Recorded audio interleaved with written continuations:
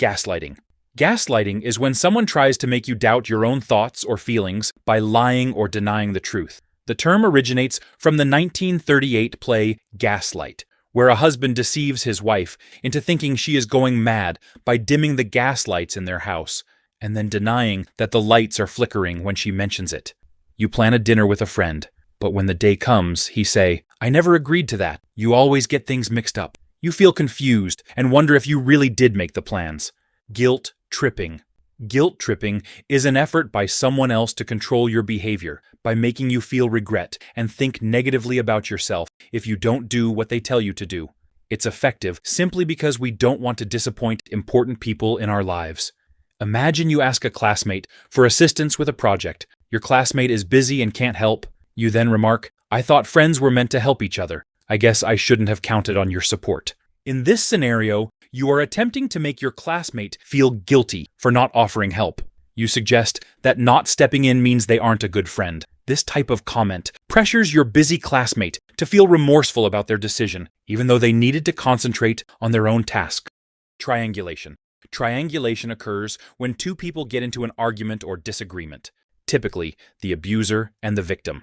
The abuser will then bring in a third party to settle the matter, or to decide who is right.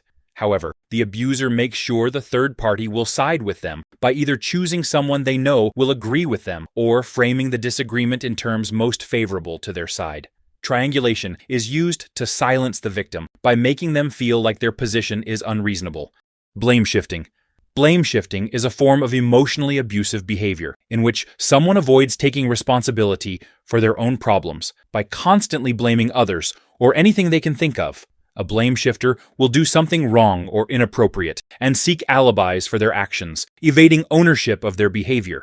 Blame shifting distorts your sense of reality as you start questioning if you're truly at fault due to the blame shifter's confident assertions. The best way to handle constant blaming is to maintain your perception of reality and not be swayed by another person's narrative. Ghosting. Ghosting is when someone suddenly stops all communication with another person, usually in a dating or friendship context, without any explanation. Imagine you've been chatting or going out with someone, and then, out of the blue, they stop replying to your texts or calls. This can leave the other person feeling confused, hurt, and even anxious, wondering what went wrong.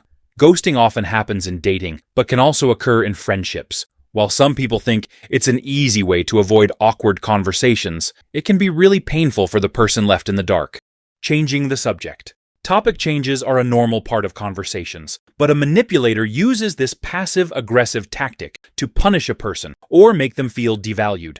When the victim makes a valid point in a conversation or receives a compliment from another person, a manipulator will change the subject to prevent them from gaining any confidence.